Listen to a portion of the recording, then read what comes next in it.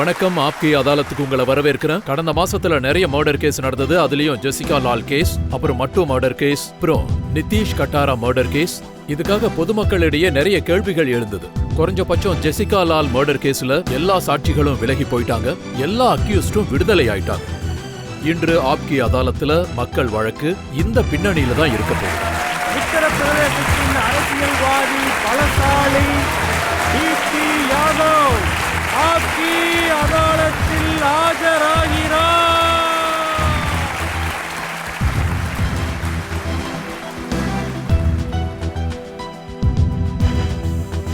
ஆப்கி அதாலத்தில் இன்றைய வழக்க தொடங்குறதுக்கு முன்னாடி இன்றைய ஜட்ஜ் டி.ஆர். கட்கர் அவர்களின் அனுமதியை கேட்டுக்கிறோம். இன்றைய விசாரணை தொடங்குவதற்கு இன்றைய விசாரணையை தொடங்கலாம். வழக்கு ஆரம்பிக்குது. மக்களின் முதல் குற்றச்சாட்டு டிபி யாதவ் மீது. ஆப்கி அதாலத்தில் டிபி யாதவ் மீது உள்ள குற்றச்சாட்டு, இவர் உத்தரப்பிரதேசத்தில் அச்சத்தை பரப்புகிறார். யாதவ் சார், இது உண்மைதானா? உத்தரப்பிரதேஷ்ல, குறிப்பா வெஸ்டர்ன் யூபில உங்க பேரை கேட்டாலே மக்கள் நடுங்குறாங்களே. இந்த டிபி யாதவ யார் வேணாலும் அவங்களோட சகோதரன், நண்பன்னு சொல்லலாம். நான் முழு உத்தரப்பிரதேசத்தை பத்தி பேசல, இந்த இடத்துல முழு நாட்டை பத்தி பேசுறேன். ஆனா இந்த டிபி யாதவ் ஒருபோதும் எந்த இடத்துலயும் பயந்ததும் இல்ல, அதுக்கான சூழ்நிலையும் எனக்கு வரல. நாங்க கேள்விப்பட்டது என்னன்னா, உங்ககிட்ட மாஃபியா இருக்கு. நீங்க நினைச்சா யாரை எப்ப வேணாலும் தூக்கலாம், எப்ப வேணாலும் கொலை செய்யலாம்னு சொல்றாங்க. இல்ல சார், இது உங்களுடைய மீடியாவுடைய வார்த்தைகளாவும் இருக்கலாம், இல்ல சொற்களாவும் இருக்கலாம். ஆனா நிஜ வாழ்க்கைக்கு இதுக்கு எந்த ஒரு சம்பந்தமும் இல்ல. ஏன்னா இது வரைக்கும் என்னோட இந்த முழு வாழ்க்கையிலையும் ஒரே ஒரு சம்பவம் கூட கிடையாது. அதாவது ஒருத்தரை தூக்கிட்டாங்கன்னோ, மிரட்டினாங்கன்னோ, பயமுறுத்தினாங்கன்னோ. ஆனா யாதவ் சார், இது உண்மை இல்லையா? உத்தரப்பிரதேஷ் போலீஸ் ரெக்கார்டை பார்த்தா உங்க மேல மர்டர் கேசஸ் இருக்கு, கொள்ளையடிச்ச கேசஸ் இருக்கு, கிட்னாப்பிங் கேசஸ் இருக்கு, எக்ஸ்ட்ராஷன் கேசஸ் இருக்கு. உங்க எல்லாருக்குமே தெரிஞ்சிருக்கும். அதாவது இந்த போலீஸோட கோரமான முகம் என்னன்னா, அதாவது மாணவர்களுடைய முன்னேற்றத்துக்காக முன்ன நின்னு போராடிக்கிட்டு இருக்கிற ஒரு இளைய மாணவனை அவன் மேல எப்படிலாம் கிரிமினல் கேசஸ் போட்டு ஜெயிலுக்கு அனுப்புறாங்கறத நீங்க பாத்திருப்பீங்க. நீங்களும் ஒரு காலத்துல டெல்லி யூனிவர்சிட்டியில மாணவரா இருந்தவர் தானே. இத பத்தி உங்களுக்கு சொல்ல தேவையில்லை. என் மேல யாரும் எந்த கிரிமினல் கேஸும் போடல. அதுக்கு காரணம் சமூகத்துல பல பேர் எப்பவும் ஒரு டிஃபென்சிவ் கேம் தான் விளையாண்டுட்டு இருக்காங்க. சொல்லுங்க. நீங்க இந்த அஃபென்சிவ மீடியாவுல செஞ்சிட்டு இருக்கீங்க. ஆனா பொது வாழ்க்கையில நீங்க அஃபென்சிவ ப்ளே பண்ணிருக்க சார், நீங்க என்ன சொல்ல வரீங்கன்னா, உங்க மேல பெரிய பெரிய கேசஸ் இல்லன்னு சொல்றீங்க. ஆனா போலீஸ் ஸ்டேஷன்ல இருந்து எடுக்கப்பட்ட ஒரு லிஸ்ட் என்கிட்ட இருக்கு. இதுல 307 பிரிவுகள் கேஸ் இருக்கு, 302 பிரிவுகள் கேஸ் இருக்கு. இதுல கவிநகர் காசியாபாத் காவல் நிலைய கேசுகள், தானிகேட் காசியாபாத் கேஸ் இருக்கு, மோத்வாலி காசியாபாத் கேஸ் இருக்கு. வேணும்னா இந்த லிஸ்ட நான் உங்களுக்கு காட்டுறேன். தாத்ரி காசியாபாத் கேஸ் இருக்கு. இத போய் நீங்க ஆத்தென்டிக் லிஸ்ட்னு சொல்றீங்களே, ஆத்தென்டிக் லிஸ்ட் என்கிட்ட இருக்கு. நான் வேணா உங்களுக்கு தரேன். காலேஜ் காலங்கள்ல எங்களை சிக்க வச்ச அந்த கேஸ்ல, அதாவது அந்த கேஸ்ல இருந்து நான் விடுதலை செய்யப்பட்டு நீதிமன்றமே தீர்ப்பு சொல்லியிருக்கு. அதுல ஒன்னு கூட 302 பிரிவு கேஸ் கிடையாது.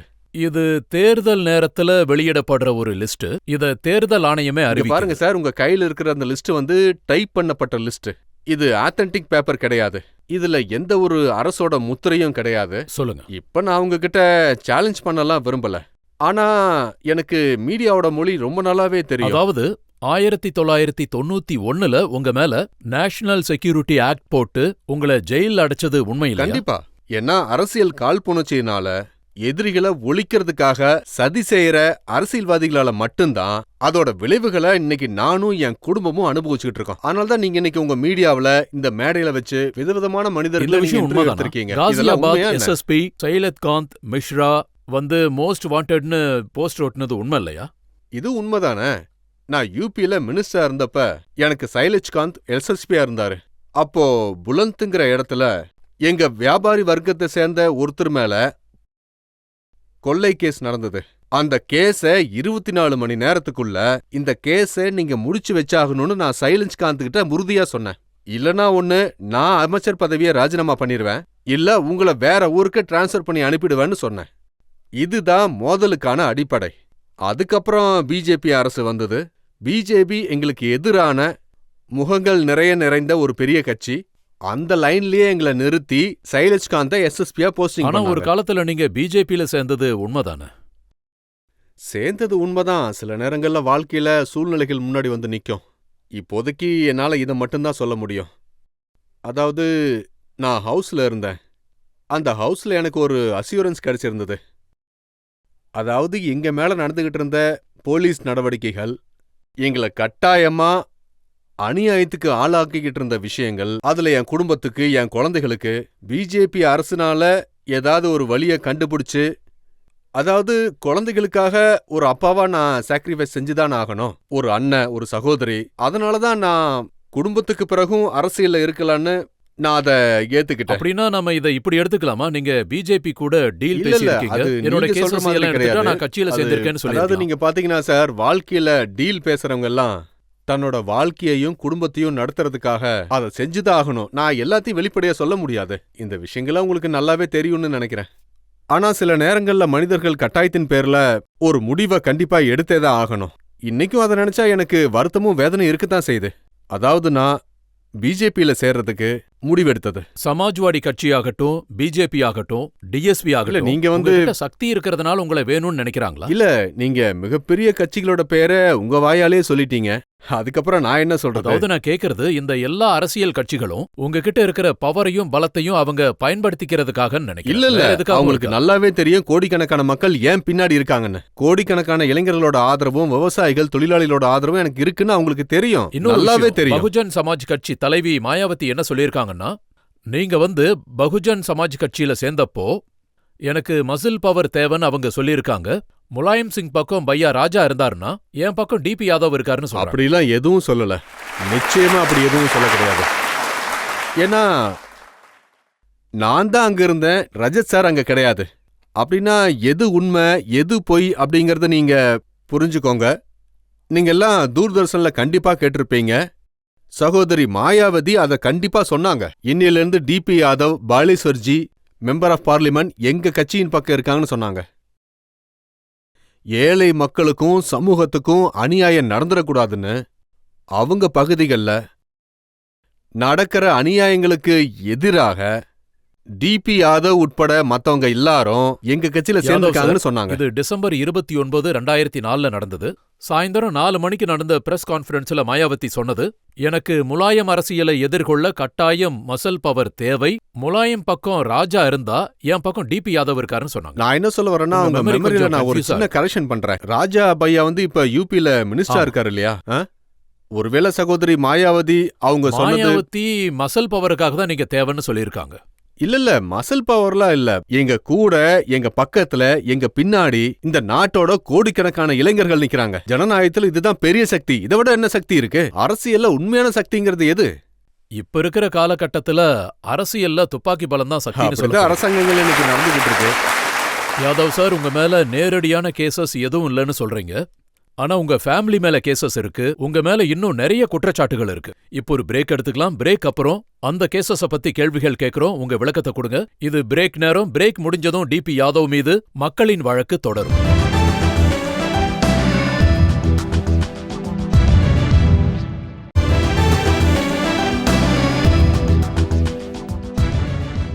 ஆப்கி அதாலத்துல குற்றச்சாட்டுகளுக்கும் கேள்விகளுக்கும் இடையில் உள்ளார் டிபி யாதவ். ஆப்கி அதாலத்துல அடுத்த குற்றச்சாட்டு என்னன்னு பார்க்கலாம். ஆப்கி அதாலத்தில் டிபி யாதவ் மீது உள்ள குற்றச்சாட்டு, தன் மகளை காப்பாற்றுவதற்காக இவர் சாட்சிகளை மாற்ற முயற்சி செய்தார். யாதவ் சார், நான் பேசுறது ஜெசிகா லால் மர்டர் கேஸ பத்தி. இது எல்லாருடைய மனசுலயும் பெரிய பாதிப்பை உண்டாக்கியிருக்கு. 1999 ஏப்ரல் 30 ஜெசிகா லால் மர்டர் நடந்தது. அந்த கேஸ்ல உங்க மகன் விகாஷ் யாதவும் அக்யூஸ்டா இருந்தாரு. அதுக்கப்புறம் வந்த நீதிமன்ற தீர்ப்புல எல்லா குற்றவாளிகளும் விடுதலை ஆயிட்டாங்க. அந்த கேஸ்ல விகாஸ் யாதவுக்கு எந்த ரோலும் கிடையாது. நான் இதை ஆதாரத்தோட தெளிவா சொல்றேன். ஆனா இதுல எனக்கு வருத்தம் என்னன்னா, சரியான ஆதாரம் இல்லாம சும்மா பேசப்படுற விஷயங்கள் பேசுறவங்களோட இன்ட்ரெஸ்டுக்கு வேணா அது உதவலாம்.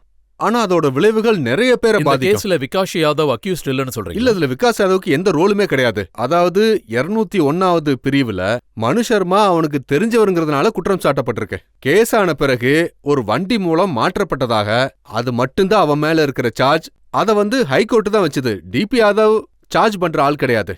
ஒருவேளை நீங்க சார்ஜ உருவாக்குற ஆளா ஆனா, இருக்கலாம். இத பத்தி எஃப்ஐஆர்ல எழுதப்பட்டிருந்தது. அவரு தன்னுடைய வீட்ல தங்க வச்சிருந்தாரு. பல்வந்த் ராய் இல்ல, வீட்ல தங்க நான் வச்சிருந்தாரு. தெரிஞ்ச அது விஷயத்தை உண்மைதானா? தான் சொல்றேன். நீங்க தங்க வச்சிருந்தாங்கன்னு சொல்லிக்கோங்க. ஒரு பழக்க வழக்கம் இருக்கிறது, ஒரு நட்பு இருக்கிறது, அது ஒன்னும் பெரிய குற்றமோ தவறோ கிடையாது. மனு சர்மா ஒரு திருடனோ கொள்ளையனோ கிடையாது. அப்படிப்பட்ட குடும்பத்திலிருந்து வந்தவனும் இல்ல. இந்தியாவின் தேசப்பிதா காந்திஜியின் உறவினர் வட்டத்திலிருந்து மனு சர்மா வந்தவர்.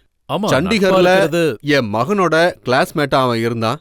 அந்த காரணத்தை வச்சு அவன் அவங்கிட்ட பழகலாம், நட்பு வச்சிருந்திருக்கலாம், பழக்கம் இருக்கலாம். அதுக்காக விகாஸ் யாதவ் குற்றம் செஞ்சது அர்த்தம் இல்லையே. போலீஸ் சொன்னது என்னன்னா, கொலை நடந்ததுக்கு அப்புறம் ஏப்ரல் 30 ராத்திரி தான் வீட்ல அடைக்கலம் கொடுத்தாங்க. சமீபத்துல போலீஸ் இந்த கேஸ்ல என்ன சொன்னாங்கன்னா, டிபி யாதவ் குண்டுகளை மாத்திட்டாருன்னு. இது என்னுடைய சவால். நான் உறுதியா உங்க எல்லார் முன்னாடியும் நேரடியாவே சொல்ல விரும்புறேன். அந்த கேஸ்ல இருக்கிற ஒரே ஒரு நபரையாவது, ஒரு சாட்சியாவது, டிபி யாதவே எனக்கு தெரியும், அவரை நான் சந்திச்சிருக்கேன்னு அவங்க சொல்லிட்டா நான் என்ன தண்டனை வேணாலும் ஏத்துக்க தயாரா இருக்கேன். யாதவ் சார், இது உண்மையா? உங்க மகன் போலீஸ் கிட்ட சரண்டர் ஆனதுக்கு அப்புறம் 19 நாள் கழிச்சு, அதுக்கு முன்னாடியே இன்ஃபால் நீதிமன்றத்திலிருந்து முன்னாடியே ஜாமீன் வாங்கிட்டார். போலீஸ பார்த்தாலோ இல்ல போலீஸோட நடவடிக்கைகளாலேயோ யாரு தான் பயப்படாம இருக்க போறாங்க? அவனை கேட்டப்ப அவன் பிசினஸ் பண்ண இடத்துல இருந்து, அவன் தங்கி இருந்த இடத்துல இருந்து, அங்கிருந்த நீதிமன்றத்துல இருந்து ஜாமீன் வாங்கிட்டு வந்திருக்கான். அதுல என்ன தப்பு இருக்கு? வெளியில 100கணக்கான பேர் ஜாமீன்ல வர்றாங்க. ஆனா அவன் டிபி யாதவோட மகன்கிறதுனால இது வரைக்கும் நாங்க கெட்ட பேரை சம்பாரிச்சுக்கிட்டு இருக்கோம். அவன் டிபி யாதவோட மகன்கிறதுனால அவன் போய் ஜாமீன் வாங்கினது ஒரு பெரிய விஷயம். ஒருவேளை உங்க மேல ஒரு கேஸ் போட்டு நீங்க 3 நாள்ல ஜாமீன் வாங்கிட்டா, இல்ல வேற யார் மேல கேஸ் போட்டாலும் ஒரு 4 நாள்ல ஜாமீன் வாங்கிட்டு வந்துடலாம். அவன் ஏன் பிள்ளைங்கிறதுனால மட்டும் அவன் குற்றவாளி கிடையாதுல்ல. நான் என் வாழ்க்கை முழுக்க மக்களுக்கு சேவை மட்டும்தான் செஞ்சிருக்கேன். யாதவ் சார், உங்க மகன் மேல இது ஒன்னும் முதல் குற்றச்சாட்டு இல்ல. இதுக்கு முன்னாடியும் 19 வயசுலயும் அவர் மேல மர்டர் கேஸ் சுமத்தப்பட்டிருக்கு. இல்ல, இந்த கேஸ் உத்தரப்பிரதேசத்துல பாரதிய ஜனதா கட்சி இருக்கும்போது இந்த கேஸ் போடப்பட்டது. என் மேல கேஸ் இருந்த சமயத்துல ஹாத்ரஸ்ல அவன் ஒரு மேலயும் பொண்ணு கேஸ் போட்டாங்க. தேவேந்திர கொலை செய்யப்பட்ட கேஸ். அது நான் சொல்லி உண்மைதானே? முடிச்சிடுறேன். இந்த கேஸ் அதே அரசாங்கத்தால தான் திரும்ப பெறப்பட்டது. ஏன்னா தவறான புரிதல்னால, தவறான முறையில தான் அவன் பேர் அதுல சேர்க்கப்பட்டது. அதனால அரசாங்கமே அந்த கேஸை வாபஸ் வாங்கிட்டாங்க. நீதிமன்றத்துல அந்த கேஸ் போகவே இல்ல. அரசாங்கமே தன்னோட தவற உணர்ந்து கேஸை திரும்ப வாபஸ் வாங்கிட்டாங்க. ஜெசிகா லால் கேஸ்ல பப்ளிக் ஒப்பீனியன் பாத்தீங்கன்னா, மக்கள் கருத்துக்களை கேட்டா நிறைய சாட்சிகளை மாத்தி அவங்களுடைய வாக்குமூலங்களை மாத்தினதா தான் இது வரைக்கும் சொல்லிட்டு இருக்காங்க. இந்த கருத்தை எல்லாம் யார் உருவாக்குறாங்க? இந்த மாதிரி கருத்தை நீங்க தான் உருவாக்குறீங்க. என்னோட வேண்டுகோள் என்னன்னா, நீதிய மெழுகுவர்த்தியோட மங்கலான வெளிச்சத்துல பார்க்க முயற்சி பண்ணாதீங்க. சார், இன்னைக்கு உங்களுக்கு வாய்ப்பு அதாவது இருக்கு. நீங்க அதுக்கான விளக்கத்தை நீதிய சொல்லுங்க. சூரியனோட வெளிச்சத்துல பார்க்க விரும்புங்க. ஏன்னா நீங்க பேசுற ஒவ்வொரு வார்த்தைகளும் கோடிக்கணக்கான மக்கள் கிட்ட போய் சேருது. அது கோடிக்கணக்கான மக்கள் கிட்ட தாக்கத்தை ஏற்படுத்துது. உங்களோட அறிவிப்பாளர் என்னை இப்போ பாகுபலி அப்படின்னு சொன்னதா நான் கேட்டேன். ஆனா பாகுபலின்னு சொல்லப்பட வேண்டியது ஹனுமான் தான். நான் அவருடைய காலடி தூசி கூட கிடையாது. அதனால இப்படிப்பட்ட வார்த்தைகளை நீங்க பயன்படுத்துறதுக்கு முன்னாடி நீங்க கொஞ்சம் யோசிக்கணும். யாதவ் சார், உத்தரப்பிரதேசத்துல எங்க போனாலும் மக்கள் உங்களை பாகுபலின்னு சொல்லி தான் இல்ல, கூப்பிடுறாங்க. அப்படி கூப்பிடக்கூடாது. அப்புறம் மாஃபியான்னு கூப்பிடக்கூடாதுன்னு அது சொல்றேன். மட்டும் இல்லாம கொலைகாரன்னு இல்ல, கூப்பிடுறாங்க. நீங்க இந்த மாதிரி இல்ல, பேசுறது, நாங்க நல்ல வார்த்தையை தான் அப்போ பயன்படுத்துறோம். நான் உங்களை மீடியாவோட மாஃபியான்னு கூப்பிடலாமா? தாராளமா கூப்பிடுங்க. இத பத்தி இன்னும் எனக்கு எந்த சொல்லப்போனா இன்னைக்கு ஆட்சேபனையும் மீடியாவுல உங்களை மாதிரி நிறைய பேர் இருக்காங்க. இப்போ சமீபத்துல ஒரு மீடியா, நான் பேர் சொல்ல விரும்பல, ஜனாதிபதி பத்தின எஸ்எம்எஸ்கள், அதன் மூலம் சில பேரு கோடிக்கணக்கில் பணத்தை சம்பாதிச்சுக்கிட்டு இருக்காங்க. எஸ்எம்எஸ் மூலமா. எஸ்எம்எஸ்க்கு ஒரு ரேட் இருக்கு. நீங்க அனுப்புற எஸ்எம்எஸ்க்கு ஜனாதிபதி பேர்ல 2 லட்சம் எஸ்எம்எஸ். அந்த மீடியாவுக்கு எவ்வளவு இன்கம் வருதுன்னு தெரியுமா? சாதாரண மனுஷங்களுக்கு அது எதுவுமே தெரியாது. மீடியாவால ரொம்ப பாதிக்கப்பட்டிருப்பீங்க இல்ல, போல இதுல என்ன இருக்கு? இருக்கு. ஆமாம் தானே? நான் உண்மைதான் சொல்லிக்கிட்டு இருக்கேன். தப்பு செஞ்சவங்களுக்கு தான் ஏதாவது சொன்னா அவங்களுக்கு அது சுள்ளுன்னு நீங்க குத்தும். ஏதாவது கேள்வி கேட்க ஒரு நிமிஷம் இருங்க. விரும்புறீங்களா? சார், இருங்க. அவங்க அவங்கள இங்க ஏதோ- கேள்வி கேட்க விடுங்க. மேடம், நீங்க நீங்க கேளுங்க. கேளுங்க மேடம். யாதவ் சார், மீடியால எஸ்எம்எஸ்ல எவ்வளவு கோடி ரூபாய் சம்பாரிச்சாலும் பப்ளிக்கு எந்த நஷ்டமுமே இல்லையே. நாங்க எங்க விருப்பத்துல இல்ல, தான் உங்களுக்கு நான் என்ன SMS சொல்ல வரேன்னா, அனுப்புறோம். அது மீடியா எங்களோட என்ன personal பண்ணுது? விஷயமாச்சே. நாங்க இல்ல, உங்களுக்கு இது message பர்சனல்லாம் அனுப்புறோம். கிடையாது. திஸ் இஸ் நாட் இல்ல, அது பர்சனல். எங்களோட நான் திரும்பவும் சொல்றேன். எங்களுக்கு 2 ரூபாய் செலவாகுது, இது இல்ல 6 personal ரூபாய் கிடையவே செலவாகுது. கிடையாது. எங்களோட பர்சனல். ஏழைங்களோட இந்த காசு விஷயம் தானே யாரையும் போகுது. காயப்படுத்தல, யாரையும் நான் கொல்லவும் என்ன செய்யல. சொல்றேன்னா, இந்த விஷயம் இளைஞர்கள் யாருக்கும் கையிலிருந்து தொந்தரவு போகுது. கிடையாது. அவங்க எல்லாரும் அழிஞ்சுகிட்டு இருக்காங்க. இல்ல, முழுக்க இளைஞர்கள் சார், தான் அவங்க இதனால எவ்வளவு அவர் பாதிக்கப்படுறாங்க. இருக்காரு. அவர் என்ன புரியலையா? தப்பான வழியில சம்பாதிக்கிறாரு, நல்ல வழியில சம்பாதிக்கலையா? நீங்க அவருக்கு மெசேஜ் பண்ணுங்க, இவருக்கு மெசேஜ் பண்ணுங்க, அவர் சொல்லலையே. இல்ல, யாருக்காவது இத message ஒத்துக்கவே பண்ணுங்க. முடியாது. இது ரொம்ப அது உங்க தப்பான விருப்பம். விஷயமா இருக்கு. நான் உறுதியா சொல்லுவேன், இது எல்லாத்தையும் மீடியாவோட யாதவ் சார், மாஃபியான்னு நீங்க தான் சொல்றது சொல்றேன். தப்பு. இது சாதாரண மக்களை சுரண்டுற வேலைன்னு சொல்லுவேன். யாதவ் சார், அவங்க என்ன சொல்றாங்கன்னா, எந்த மீடியாவும் வலுக்கட்டாயமா பணம் வாங்கல. உங்கள மாதிரி கிட்னாப்பிங் எல்லாம் பண்ணி பணம் சம்பாதிக்கல. பாருங்க சார், ஒரே ஒரு கேஸாவது நான் சேலஞ்ச் பண்ணி சொல்றேன். இந்த நாட்டு மக்கள் எல்லாருக்கும் டிபி யாதவுக்கு எதிராக ஒரே ஒரு கிட்னாப்பிங் கேஸ் இருந்தாலும் அவங்கள என் முன்னாடி கொண்டு வந்து நிறுத்துங்க. நீங்க சும்மா டிவியில இன்டர்வியூ எடுத்து என்ன நிரூபிக்க நினைக்கிறீங்க? நீங்க ஒரு போலீஸ் ஆபீசரை இங்க வர வச்சிருக்கணும், காசியாபாத் எஸ்எஸ்பி இங்க வர வச்சிருக்கணும். எனக்கு எதிரா யார் ஆதாரத்தை வச்சிருக்காங்களோ அவங்கள கூப்பிட்டு தானே நீங்க என்கிட்ட நான் பேசணும். உங்களுக்கு அதாவது டெல்லி நீங்க போலீஸ் என் மேல கமிஷனர் கே பால் ஸ்டேட்மெண்ட் சொல்றேன்.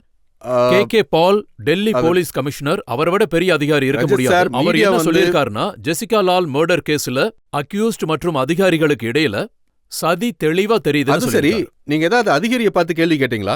சார், டெல்லி ஒரு விஷயம் போலீஸ் புரிஞ்சுக்கோங்க, நான் இப்ப டெல்லி வரைக்கும் போலீஸை டெல்லி பத்தி- போலீஸ் தவறான இன்வெஸ்டிகேஷன் கண்டிப்பா பண்ணத பத்தி சொல்லியிருக்காங்க. நான் சொல்லியிருக்கேன். போலீஸ்காரங்க அன்னைக்கு ராத்திரி, அதாவது 1:30 மணிக்கு இல்ல, நீங்க ஒரு மாத்துறீங்க. மாடல் அரை நிர்வாணமா மதுபானம் பரிமாறிட்டு இருந்த இடத்துல அங்க எத்தனை போலீஸ் அதிகாரிங்க இருந்தாங்க? இதுதான் நம்ம சமூகத்தோட மதிப்பீடா? இந்த மாதிரி ஒரு மகத்தான வரலாற்றை தான் நம்ம உருவாக்க நினைக்கிறோமா? நம்ம நாட்டுல ரிஷிகள் முனிகள்லாம் இப்படித்தான் வாழ்ந்தாங்களா?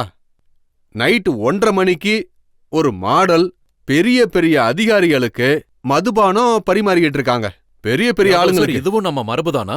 உங்க மகன் அந்த கட்சியில இருக்கும்போது மதுபானம் பரிமாறலன்னா அவர்தான் சுட்டு தள்ளுற ஆளாச்சு. இங்க பாருங்க இதுல சார், அவங்க தவறு என்ன என் இருக்கு? மகன் அந்த இடத்துலயே இல்ல.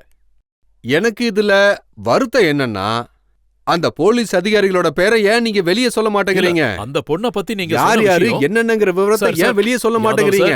பதில் யாதவ் சொல்லுங்க. சார், மதுபானத்தை பரிமாறிக்கிட்டு இருந்தான்னு எந்த பொண்ண அந்த பத்தி நீங்க அதாவது சொல்றீங்களோ ஒரு ரெஸ்டாரண்ட்ல ராத்திரி 1:30 மணிக்கு மதுபானம் பரிமாறப்பட்டது. அந்த ரெஸ்டாரண்டோட உரிமையாளர்களை ஏன் அவங்க விசாரிக்கவே மாட்டேங்கிறாங்க? ஏன் அவங்க மேல குற்றம் சுமத்தல? அதுக்கப்புறம் யாதவ் சார், இந்த இருங்க, விஷயத்தை நான் மட்டும் சொல்றேன். சொல்லுங்க. ஒரு பெண் மதுபானம் பரிமாறினான்னு சொன்னீங்க.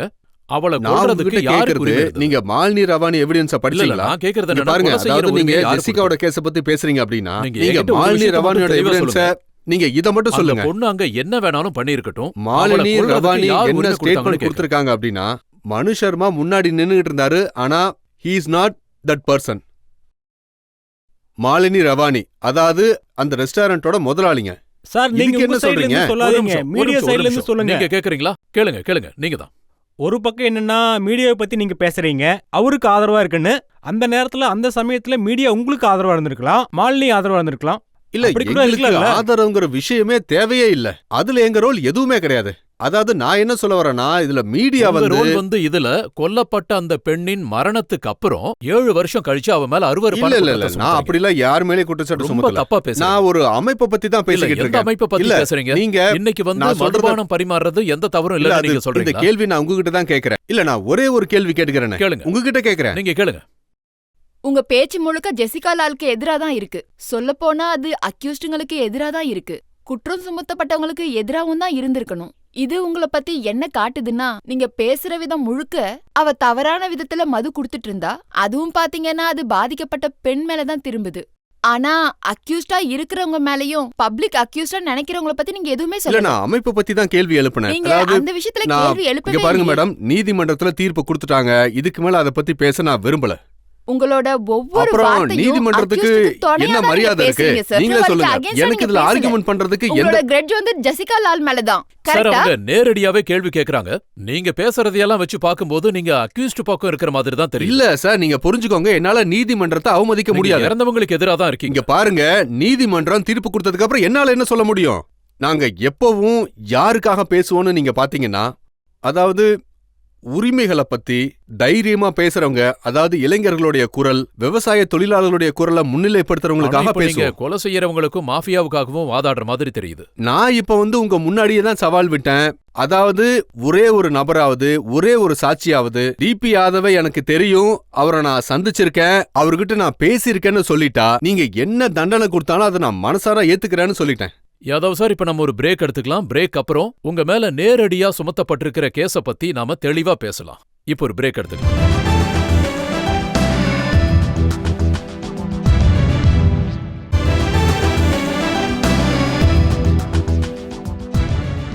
ஆப்கி அதாலத்துல இன்னைக்கு நம்ம மக்கள் சார்பா வழக்க நடத்திட்டு இருக்கோம்.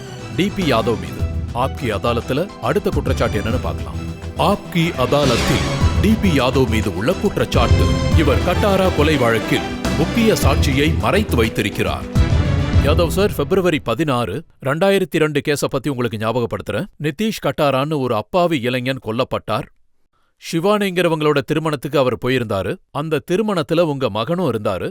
அந்த கொலைய உங்களுடைய மகன் தான் செஞ்சாருன்னு கோர்ட் தீர்ப்பளிச்சிருக்கு. ஆமா, அந்த திருமணத்துல என்னுடைய முழு குடும்பமும் இருந்திருக்கும். ஏன்னா அந்த பொண்ணு என் பொண்ணோட கிளாஸ்மேட். ஒரு திருமணத்துல கலந்துக்கிறது என்ன அவ்வளவு பெரிய குற்றமா என்ன? உறவுகள் காரணமா, நட்பு காரணமா, திருமணம் மற்ற ஃபங்க்ஷன்ஸ்க்கெல்லாம் வந்து போறது சகஜம் தானே. ஆனா இது ஒரு ஆதாரமற்ற குற்றச்சாட்டு. அதாவது என்னுடைய மகன் ஏதோ ஒரு ரொம்ப பெரிய தப்பு பண்ணிட்ட மாதிரி இது முழுக்க முழுக்க ஒரு அரசியல் திட்டம் தான். இத நான் ரொம்ப விவரமா சொல்ல ஆரம்பிச்சா உங்க சேனலோட நேரம் முழுக்க இதுலயே போயிடும். நான் ஒன்னே ஒன்னு சொல்லிக்க விரும்புறேன். அதாவது இந்த நேரத்திலயும் நானும் என்னோட குடும்பமும் ஒரு அருவருப்பான அரசியல் சதிக்கு பலியாயிருக்கோம். அதே மாதிரி அதே நாள் விகாஸ் யாதவும் இதுக்காக கைது செய்யப்பட்டிருக்கான். அது வாக்கு எண்ணிக்கை நாள். அவர் அந்த தேர்தல்ல போட்டிட்டு இருந்தாரு. என் மகனை அரசியலுக்கு கூட்டிட்டு வந்து நான் பெரிய தப்பு பண்ணிட்டு தான் நான் நினைக்கிறேன். ஆனா என் மக ஒரு இன்ஜினியர், அவர் இண்டஸ்ட்ரியை ரன் பண்ணிட்டு இருந்தான். அவனை துல்லியமா அன்னைக்கு வச்சு கைது பண்றாங்க. அதாவது வாக்குகளை என்ற நாள் அன்னைக்கு. இது பொதுமக்களுக்கு தெரியாத விஷயம். யாதவ் சார், இது உண்மையா? சொல்லுங்க. அந்த திருமணத்துல பாத்தீங்கன்னா உங்க மகளும் இருந்தாங்க, ஆமா, உங்க மகனும் இருந்தாரு. எங்க மொத்த குடும்பமும் அங்க இருந்துன்னா நானே சொல்றேனே. அப்ப விஷயம் வேற என்ன உண்மைதானே? வேணும் உங்களுக்கு? அந்த திருமணத்துல நிதிஷ் கட்டாராவும் இருந்தாரு. அது எனக்கு தெரியாது. ஏன்னா நான் இந்த இடத்துல உங்க இல்லையே. மக பாரதி யாதவும் இல்ல. நிதிஷ் கட்டாராவும் நெருக்கமான நண்பர்கள் உங்களுக்கு என்கிட்ட தெரியுமா? மீடியா பாக்குற கண்கள் இல்ல, நீங்க புரிஞ்சுக்கோங்க. உங்கள மாதிரி நான் எல்லா விஷயத்தையும் தெரிஞ்சவனும் இல்ல. இது ஒண்ணும் மகாபாரத காலமும் இல்ல. அதாவது சஞ்சயனுக்கு இருந்த தெய்வீக பார்வை மாதிரி. ஒருவேளை உங்ககிட்ட இருக்கலாம், எனக்கு அப்படி கிடையாது. நான் அந்த இடத்துல இல்ல. சோ அங்க யாரா இருந்தாங்கன்னு எனக்கு எப்படி தெரியும்? அங்க யாரு யாரு இருந்தாங்கன்னு உங்களுக்கு காட்டுறேன். என்கிட்ட இந்த போட்டோஸ் இருக்கு. இந்த போட்டோல உங்க மகள் அப்புறம் உங்க மருமகன் விஷாலும் நான் இருக்காங்க. என்னோட குடும்பத்தை பத்தி நான் முன்னாடியே தெளிவா சொல்லிட்டேன். நான் எங்க மறுத்தேன்? இல்ல இந்த போட்டோல பாருங்களேன், உங்க பொண்ணும் நிதிஷும் இதுல இருக்காங்க. என்ன தப்பு இருக்கு? ஒரு கல்யாண வீட்ல நம்ம 2 பேர் சேர்ந்து நின்ற போட்டோவே ஒண்ணே ஒண்ணு இருக்கே. மட்டும் சொல்லுங்களேன், உங்க பொண்ணுக்கும் நிதிஷ் கட்டாராவுக்கும் நெருக்கமான நட்பு இங்க இருக்கு. பாருங்க, இந்த விஷயத்த பத்தி எனக்கு எதுவுமே தெரியாது. என்னால ஒரு விஷயத்த சொல்ல முடியும், இது வெறும் குற்றச்சாட்டு மட்டும்தான். அதாவது இது ஒரு அலிகேஷன். இந்த குற்றச்சாட்டு உண்மையில இருந்து ரொம்ப தூரத்துல யாதவ் இருக்கு. சார், நான் அப்புறம் ஒரு photo காட்டுறேன். ஒரு விஷயத்த உங்க புரிஞ்சுக்கோங்க. பொண்ணும் நிதிஷும் இருக்கிற நான் சொல்றத மாதிரி. கொஞ்சம் கேளுங்க. ஒரே ஒரு தடவை இல்ல, photo ஒரு பார்த்தா நிமிஷம் தானே தெரியும். ஒரு நிமிஷம் நான் சொல்றத பழசெல்லாம் கேளுங்க. உங்களுக்கு ஞாபகம் அத பத்தி வரும்ல? தான் நான் சொல்ல வர்றேன். போட்டோல நான் இதையும் பார்த்திருக்கேன். நீலம் கட்டாரா ஜெசிகா லால் கிட்ட இன்டர்வியூ கொடுக்கறாங்க. நீங்க பாத்தீங்கன்னா நிதிஷ் கட்டாரோட போட்டோவை டிஸ்ப்ளே பண்ணிருக்கீங்க. சார், எனக்கு எல்லாமே தெரியும் சார். நான் உங்ககிட்ட சார், சிம்பிளா இங்க பாருங்க, நேரடியா ஒரு நான் கேள்வி போட்டோ கேட்கிறேன். பத்தி மட்டும் தான் நீங்க பேசிக்கிட்டு இந்த இருக்கேன். நீங்க இந்த விஷயத்தை மறுக்கறீங்களா? இந்த போட்டோவை பார்த்ததுக்கு அப்புறமும் சரி, ஓகே. அதாவது அப்போ பாரதி நீங்க சொல்லுங்க, இந்த போட்டோ யாரோட சேர்த்து வேணும் அப்படின்னு. இல்ல என்ன மாதிரி இடத்துலன்னு சொல்லுங்க. சரி, எனக்கு அதாவது ஒண்ணே நான் ஒண்ணு என்ன மட்டும் கேக்குறேன்னா, சொல்லுங்க. இந்த போட்டோவை பார்த்ததுக்கு இந்த அப்புறம் மாதிரி கம்ப்யூட்டர்ல ஆயிரக்கணக்கான நீங்க இதெல்லாம் இதுக்கெல்லாம் பார்த்ததுக்கு அப்புறமும் experts தனியாவே சொல்றீங்க. இருக்காங்க. இதுக்கான தீர்ப்பை மக்கள் தருவாங்க, நீதிமன்றம் தரும். இந்த போட்டோஸ் எல்லாம் உருவாக்கப்பட்ட மாதிரி உங்களுக்கு தெரியுதா? என்னோட வருத்தமே அதுதான். நீங்க நீதிமன்றத்தை தீர்ப்பே சொல்ல விட மாட்டேன்றீங்களே. நான் உங்ககிட்ட என்ன கேக்குறேன்னா, இந்த போட்டோஸ் எல்லாம் பார்த்ததுக்கு அப்புறம் நிதிஷுக்கும் பாரதிக்கும் நட்பு இருக்கிற விஷயத்தை நீங்க நான் எங்க மறுக்கறீங்களா? மறுத்தேன்? அப்படி ஒரு போட்டோ இருக்கலாம். நான் அதை மறுக்கவே இல்ல. ஆனா ஆனா நான் நீங்க என்ன சொல்ல சொல்றீங்க, வர்றேன்? இது கம்ப்யூட்டர் அதாவது நீங்க செயற்கைன்னு சொல்றதை நான் சொல்றீங்க. ஏத்துக்கிறேன். சொல்லுங்க. போட்டோங்கிறது இருக்கலாம். ஆனா அந்த போட்டோ எப்படி உருவாக்கப்பட்டது அது வேற விஷயம். இந்த போட்டோவை உருவாக்கப்பட்டதுன்னு நீங்க சொல்றீங்களா? ஒரு அதாவது முறை என் பார்த்துட்டு மேல சொல்லுங்க. சுமத்தப்பட்ட ஒரே ஒரு முறை allegation வந்து- பார்க்கறதுல என்ன இருக்கு? பார்த்துட்டு அதாவது சொல்லுங்க. எந்த பார்க்கறதுல அலிகேஷன் எந்த பிரச்சனையும் என் இல்ல, மேலயும் என் பாருங்க. குடும்பத்து மேலயும் சுமத்தப்பட்டுச்சோ, சொல்லுங்க. அதாவது என் பையன் மேல சுமத்தப்பட்ட அலிகேஷனும், சொல்லுங்க. அதாவது காசியாபாத்ல நடந்த திருமணத்திலிருந்து ஒரு இளைஞனை கார்ல கடத்திக்கிட்டு சொல்லுங்க. அதுக்கப்புறம் அவனை டெல்லிக்கு கொண்டு வந்து எங்க என் வீட்டுக்கு, அதுக்கப்புறம் அவனை டெல்லில இருந்து காசியாபாத்துக்கு கொண்டு போய் காசியாபாத்ல இருந்து புலன்சேர், புலன்சேர்ல இருந்து குருஜா. அப்புறம் சுத்தியலால அவரோட இருங்க தலையை இருங்க உடைச்சு சார், கொலை நான் அதைத்தான் பண்ணிருக்காங்க. சொல்ல வர்றேன். சரி, போஸ்ட்மார்ட்டம் டாக்டர் என்ன சொல்ல வர்றாரு? அதை நீங்க என்னைக்காவது சரியா படிச்சிருக்கீங்களா? உங்களுக்கு அந்த கேஸோட நுணுக்கு என்னன்னு தெரியுமா? யாதவ் சார், உங்க கேஸ்ல போஸ்ட்மார்ட்டம் பண்ற டாக்டர் என்ன ரஜத் சார், சொல்லுவாருன்னு எல்லாருக்குமே உங்களுக்கு தெரியும். உண்மையிலேயே ரொம்ப நல்லா பேச வருது. சும்மா நாக்கு சொல்றபடி பேசாதீங்க. அதாவது, ஏன்னா நீங்க சொல்றபடி பார்த்தா நீங்க பேசுற ஒவ்வொரு வார்த்தையும் நாட்டோட மக்களுக்கு மெசேஜா ரெண்டு பெரிய போய் விஷயத்தை சேருது. பத்தி அதனால கேட்கறேன். நீங்க நான் நீங்க சொல்றத கொஞ்சம் ஒரே ஒரு பார்த்து முறை கேளுங்களேன். அது என்ன விஷயங்கிறத புரிஞ்சுக்கிட்டு, என்ன அதாவது கேள்வி மீடியால கேட்க நீங்க விடுங்க, எதை அப்பதான் வேணாலும் கேட்க முடியும். பேசிடுவீங்களா? ஒரே ஒரு அதாவது கேள்வி கேட்டுறேன். மனு சர்மாவுக்கு தண்டனை கிடைச்சிருந்தா இவங்களுக்கு ரொம்ப சந்தோஷமா இல்ல, இருந்திருக்கும். இப்ப நம்ம நிதிஷ் இல்ல கட்டாரோட இல்ல கேஸை இருங்க பத்தி இருங்க பேசிட்டு இருக்கோம். இருங்க நான் ஒரு உங்ககிட்ட நிமிஷம் ஒண்ணே இருங்க. ஒண்ணு கேக்குறேன். ஒருவேளை நீதிமன்றம் நீங்க- வந்து அவனுக்கு நீங்க இந்த சரி, அதை முழு விடுங்க. கேஸோட நீங்க நீதிமன்றத்தை என்ன நினைச்சிட்டு இருக்கீங்க? நான் நான் உங்ககிட்ட உங்ககிட்ட ஒண்ணு ஒரே ஒரு கேக்குறேன். கேள்வி அதாவது என்னன்னா- நான் ஒரு விஷயத்தை தெரிஞ்சுக்கணும்னு நினைச்சு கேக்குறேன். அதாவது நானும் ஒரு சொல்லுங்க. பொறுப்புள்ள மனுஷன் தான். நான் ஒன்னும் நான் ரோட்ல இருந்து கேட்கிற வர்றது கேள்வியை கிடையாது. தயவு செஞ்சு அதாவது கொஞ்சம் நான் காது என்ன கொடுத்து கேக்குறேன்னா, நீதிமன்றத்தை பத்தி நீங்க என்ன நான் நினைக்கிறீங்க? உங்ககிட்ட கேக்குறது ஒண்ணே ஒண்ணுதான். இந்த விஷயம் உண்மையா? பாரதி யாதவ்ங்கிறவங்க இந்த கேஸ்ல முக்கியமான சாட்சியா? உங்களுக்கு இந்த விஷயம் தெரியாது. அதாவது எங்க குடும்பத்தை அவமதிக்கிறதுக்காக மட்டுமே இந்த கேஸ் ஆரம்பிச்ச 2 மாசத்துக்கு அப்புறம் பாரதி அதுல சாட்சியா சேர்த்தாங்க. அதுல சாட்சியா அவங்க சேர்த்தாங்க. சாட்சியா இல்லையா? ஆமா, சாட்சி தான். சாட்சி ஆனா தானே? நீலம் கட்டாரோட 2வது பையனும் அதுல ஒரு நீதிமன்றம் சாட்சி என்ன தான். So, முடிவு நீதிமன்றம் என்ன பண்ணுதுன்னா, சொல்லுதுன்னா, இங்க பாருங்க, நான் கேக்குற கேள்விக்கு பதில் சொல்லுங்க. அதாவது நீங்க சாட்சி ஆனதுக்கு அப்புறம் பாரதிய நாட்டை விட்டு வெளிய அனுப்புனீங்களா சார், இல்லையா? நான் சொல்றது ஏன் நீங்க கேட்கவே மாட்டேங்கிறீங்க? நான் கேட்ட கேள்விக்கு பதில் சொல்லுங்க. நிதின் கட்டாரா, நீலம் கட்டாரோட 2வது மகனும் இதுல ஒரு சாட்சி தான். அந்த சாட்சி என்னைக்காவது வரவழைக்க செஞ்சாங்கன்னு நீங்க கேள்விப்பட்டிருக்கீங்களா? ஏதாவது நீதிமன்றத்தோட உத்தரவு ஏதாவது நீங்க பாத்திருக்கீங்களா? யாராவது இத பத்தி பேசி கேள்விப்பட்டிருக்கீங்களா? ஏதாவது மீடியாலயோ பேப்பர்லயோ இல்ல ஏதாவது நியூஸ்லயோ அந்த சாட்சியை ஆஜர்படுத்த முயற்சி பண்ணாங்களா? இல்ல வரவழைச்சாங்களா? அப்படி எதுவுமே நடக்கலையே. டிபி யாதவோட மகளா இருக்கறனால வாரண்ட் போடலான்னு சொல்றாங்க. நீங்களே சொல்லுங்க, இது வரைக்கும் ஒரு சாட்சிக்கு வாரண்ட் போட்டு பாத்திருக்கீங்களா? ஒருவேளை உங்க பொண்ணு... எனக்கும் அதே மாதிரி சில கேள்விகள் உள்ள இருக்கு. இங்க உங்க கேள்விகளுக்கு பதில் சொல்லதான் நான் வந்திருக்கேன். நீங்க மாச கணக்கா தயார்படுத்தி வச்சிருக்கீங்க, உங்க கையில பேப்பர் இருக்கு. ஆனா டிபி யாதவ் அப்படியே வந்திருக்கேன். இல்ல, ஆனால் நான் கேக்குற ஒவ்வொரு கேள்விக்கும் நீங்க... உங்க கையில கிரிமினல் மேனுவல் புத்தகம். நான் சிஆர்பிசி கொண்டு வந்திருக்கேன். நான் இதை ஏன் கொண்டு வந்தேன்னா, நான் இந்த புத்தகத்தை படிச்சிருக்கேன். இது தொடர்பா நீங்க கேள்வி கேட்டீங்கன்னா அதுக்கு நான் கண்டிப்பா பதில் சொல்லுவேன், அதுவும் ஆதாரங்களோட சொல்லுவேன். அதனாலதான் சிஆர்பிசியை கொண்டு வந்திருக்கேன். அதாவது நான் தப்பா எதுவும் கொண்டு வரலையே. உங்க கண்ணு முன்னாடியே தானே இருக்கு. இது நீதிமன்றத்தோட முடிவுன்னு தான் சொல்லணும். கோர்ட் என்ன சொல்லுதுன்னா, பாரதி யாதவ் ஒரு முக்கியமான சாட்சி. நிதிஷ் கட்டாரா மர்டர் கேஸ்ல நீங்க அவங்கள இந்தியாவில இருந்து வெளிநாட்டுக்கு அனுப்பியிருக்கீங்க. கோர்ட் மீண்டும் மீண்டும் அழைச்சும் அவங்கள நீங்க ஆஜர்படுத்தவே இல்ல. ஒரு குழந்தை ஹையர் எஜுகேஷனுக்காக வெளிநாடு போகணும்னு விரும்புனா அந்த குடும்பத்துக்கும் அனுப்புறதுக்கான தகுதி இருந்தா அனுப்பக்கூடாதா என்ன? ஆனா நீதிமன்றம் அவங்கள சாட்சியா அழைச்சா அவங்கள வர வைக்கணும். அதாவது நீதிமன்றம் வந்து ரஜத் சார், அங்க கேஸ் பெண்டிங்ல இருக்கும்போது இல்ல நீங்க என்ன வேணாலும் சொல்லலாம். நான் எப்படி நீதிமன்றத்து மேல கேள்வி எழுப்ப முடியும்? நாங்க நீதிமன்றத்தையும் சட்டத்தையும் மதிக்கிறவங்க. நீங்க அதுக்கு மேல போய் தீர்ப்பு சொல்றவங்க. இத நான் எப்படி சொல்ல முடியும்?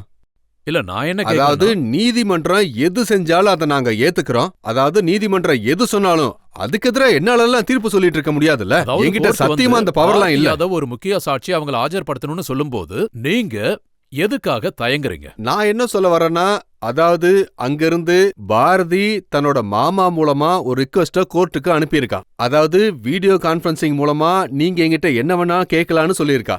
இதுல என்ன தப்பு இருக்கு? இன்னைக்கு இந்த உலகத்துல நிறைய வசதிகள் இருக்கு. இப்ப கூட பாத்தீங்கன்னா நீங்களும் நானும் நேருக்கு நேரா பேசிக்கிட்டு இருக்கோம். இப்ப நம்ம பொதுமக்கள் முன்னாடி நேருக்கு நேர் நின்றிருந்தா கோடிக்கணக்கான மக்கள் இவ்ளோ தெளிவா நம்மள பார்க்க முடியாம போயிருக்கோம். உங்களோட அழகான முகம் அவங்களுக்கு தெரிஞ்சிருக்குமா? இல்ல என்னோட முகம் தெரிஞ்சிருக்குமா? இப்ப மீடியால எல்லா வசதியும் இருக்கு. இப்ப இருக்கிற உலகத்துல எல்லா வசதியும் நீங்க தவறா புரிஞ்சிட்டு இருக்கீங்க. இது மீடியாவோட வேலை கிடையாது, நீதிமன்றத்தோட. அதாவது நீங்க பாத்தீங்கன்னா சாட்சியா ஆஜர்படுத்தணும். கோர்ட்ல இருந்து தான் ரிக்வெஸ்ட் பண்ணாங்க. தப்பிக்க பாக்குறீங்க. இதுவும் நீதிமன்றத்துல வச்ச ரிக்வெஸ்ட் தான். ஆனா எனக்கு இதுல வேதனை என்னன்னா, அநியாயத்துக்கு நாங்க தான் பலியாகிட்டு இருக்கோம். எங்களுக்கு நீதி கிடைக்கவே இல்ல. 4 வருஷமா என் மகன் ஜெயில இருக்கான். அதாவது குடும்பத்தோட தினசரி வாழ்வாதாரத்துக்காக சம்பாதிச்சு கொடுக்கற மகன், தொழில் பண்ணிட்டு இருந்த ஒருத்தன் ஒரு இன்ஜினியர், அவன் 4 வருஷமா ஜெயில இருந்தா அந்த வலியும் வேதனையும் எப்படி இருக்குன்னு எங்களுக்கு மட்டும்தான் புரியும். ஒரு கொலைய பண்ணிட்டு ஜெயிலுக்கு நீங்க என்ன சொல்ல வரீங்கன்னா, ஒருத்தர் மேல ரொம்ப வெளிப்படையா, அதாவது ஒரு பக்கம் அமைப்பு இப்படி இருக்கு, அதாவது நேர்ல யாருமே பார்த்ததில்ல, அவங்களுக்கு எதிரா எந்த சாட்சியுமே கிடையாது. ஆனா அவங்கள நீங்க ஒரு குற்றவாளி மாதிரி நிறுத்தி வச்சிருக்கீங்க. அவங்களுக்கு தண்டனை கிடைக்கணும்னு முயற்சி பண்ணிக்கிட்டே இருக்கீங்க. அதாவது இன்னொரு பக்கம் அவனுக்கு என்ன நடந்தது, அது எப்படி நடந்தது, எங்க என்ன ஏதுன்னு யாருக்குமே தெரியாதது. ஆனா அவனை ஜெயில போட எல்லா பவரையும் யூஸ் பண்றீங்க நீங்க. அதோட சார், உங்க பயத்துல யாரும் உங்ககிட்ட கேள்வி கேட்க மாட்டேங்கிறாங்க. முதல்ல என்ன நீங்க பேச விடுங்க.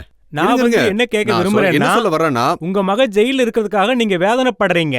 அவருக்கு தண்டனை கிடைச்சா 2 வருஷமோ 14 வருஷமோ தண்டனை அனுபவிச்சுட்டு வந்துருவாரு. ஆனா ஒரு மகனை இழந்த குடும்பத்தை யாரு பாத்துக்குவாங்க? இல்ல, இதுல வேதனையான விஷயம் என்னன்னா, நிரபராதியா இருந்தும் கூட அவன் 14 வருஷம் ஜெயிலுக்கு அனுப்பப்பட்டிருக்கான். அவன் என்ன தப்பு செஞ்சான்? அவனுக்கு இந்த தண்டனை நீங்க கொடுக்கணும். நீங்க சரியான விளக்கத்தை கொடுக்க மாட்டீங்க. நான் சொல்றது நீங்க, அவர் உங்க மக கூட நட்பு வச்சு பாருங்க. நான் எந்த குற்றத்துக்கும் ஆதரவா நின்னதே கிடையாது, நிக்கவும் மாட்டேன். பாருங்க சார், தீ இல்லாம புகை வெளியவே வராது. உங்களுக்கு அரசியல் காரணத்தினாலதான் இப்படி நடக்குதுன்னு சொல்றீங்களா? ஆமா. அந்த மாதிரி ஏன் உங்களுக்கு மட்டுமே நடக்குது? எனக்கு தெரிஞ்சு நிறைய அரசியல்வாதி இருக்காங்க. ஏன் கூட ஏன் நடக்குது அப்படின்னா, இதுல பாத்தீங்கன்னா 85 எம்பிஸ் இருக்காங்க. எதுக்காக நீங்க முன்னாடி கூட்டி வர மாட்டீங்க? 85 எம்பி. மக்கள் மனசுல இருக்கிற மிகப்பெரிய கேள்வி என்னன்னா, அதாவது உங்க மகன் குற்றவாளி இல்லன்னா, அவர் நிரபராதி, எந்த தப்பும் செய்யலன்னா பாரதியை கூட்டிட்டு வந்து நீதிமன்றத்தில் ஆஜர்படுத்த வேண்டியது. இல்ல இதெல்லாம் கோர்ட் தானே பண்ணிட்டு இருக்கு. கோர்ட்ல இருந்து இன்ஃபர்மேஷன் வந்துச்சு. எனக்கு என்ன வேதனைனா, விஷயம் கோர்ட் வாரண்ட் இஷ்யூ பண்ற மாதிரி எனக்கு அதனாலதான் வேதனை ஏற்பட்டுச்சு. அதாவது ஒரு விட்னஸ்க்கு எதிராவும் வாரண்ட அவங்க இஷ்யூ பண்ணிருக்காங்க. ஆனா பாருங்க, குல்ஷன் குமார் அவர் இங்கிருந்து ஒரு பெரிய தொழிலதிபர், பெரிய இண்டஸ்ட்ரியலிஸ்ட், அவர் நொய்டால ஒரு பெரிய தொழிலதிபர். அவரு பாம்பேல வச்சு கொலை செய்யப்பட்டாரு. இந்த கேஸ்ல வாரண்ட் இஷ்யூ பண்ணப்படவே இல்ல ஆமா. அக்யூஸ்டுக்கு எதிரா. ஆனா இந்த கேஸ்ல பாருங்க பாத்தீங்கன்னா யாதவ் சார், நீங்க எல்லா கேஸையும் எடுத்து பேசுறீங்க. ஆனா பாரதிய மறைச்சு வச்சிருக்கிறதுக்கு மட்டும் பதில் சொல்லவே யாரு மாட்டீங்க. நான் எதுக்காக அவளை மறைச்சு வைக்க போறேன்? பாரதிக்கு அவங்க தான் வாரண்ட கேன்சல் பண்ணி வச்சிருக்காங்க. கவர்மெண்ட்டுக்கு தன்னால பதில் வரப்போகுது. நீங்க கேள்வி கேளுங்க. லாஸ்ட் ரோல இவர்கிட்ட கேக்குற கேள்விக்கு பதில் சொல்லாம சுத்தி வளைச்சு பேசுறாரு. அதுக்கு ஒரு காரணம் இருக்கும்ல. சும்மா யாரு பழி சுமத்துவாங்க? அதாவது பாத்தீங்கன்னா சார், சொல்ல போனா நெருப்பு இல்லாம புகையாது, தெரியும்ல இங்க சார். பாருங்க, நீங்க முதல்ல கேக்குற கேள்வியை தெளிவா கேளுங்க. முதல்ல பேசுற உச்சரிப்பை சரி பண்ணிக்கங்க. கேள்வி கேக்குற உரிமை உங்களுக்கு இருக்கு. இதே ஆனா விஷயத்தை அவங்களும் உங்ககிட்ட சொல்லலாம். ஆனா- நீங்க ஒரு பெண் மதுபானம் இல்ல, பரிமாறினான்னு அது இல்ல. குற்றம் சுமத்துறீங்க. அவங்க என்ன நீங்க சொல்ல பேசுற வர்றாங்கன்னா- மொழியிலயும் கொஞ்சம் கட்டுப்பாடு இருக்கு.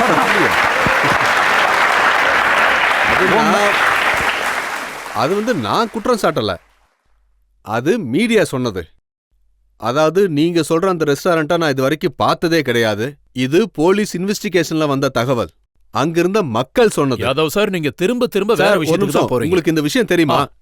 நீங்க கேளுங்க. சார், ஒரு நிமிஷம். உங்களுக்கு இந்த விஷயம் தெரியுமான்னு கேக்குறேன். அதாவது கேம்ரின் கோர்ட்ல என்ன நடந்தது அப்படின்னு. இங்க பாருங்க சார், அதாவது கேமரன் அங்க கோர்ட் என்ன பத்தி நம்ம நடந்தது இப்ப அப்படின்னு. பேசல. நிதிஷ் இல்ல, கட்டாரோட நான் அவங்க கேஸ பத்தி கேக்குற தான் கேள்விக்குலாம் பேசிட்டு பதில் சொல்றேன். கண்டிப்பா நான் சொல்லிட்டு தானே இருக்கேன். கேளுங்க. நீதிமன்றத்துக்கு சொன்னதுக்கு நீங்க அப்புறம் நம்ம ஏன் என்ன பண்ண கோஆபரேட் முடியும்? பண்ணீங்க? யாதவ் சார், இங்க நிறைய பேர் கேள்வி கேட்க விரும்புறாங்க. ஆனா இப்ப நாம ஒரு பிரேக் எடுத்துக்கலாம். பிரேக்க முடிச்சிட்டு திரும்பி வந்ததுக்கு அப்புறம் மக்களுடைய கேள்விகளுக்கு டிபி யாதவ் சார் என்ன பதில் சொல்றாருன்னு பார்க்கலாம்.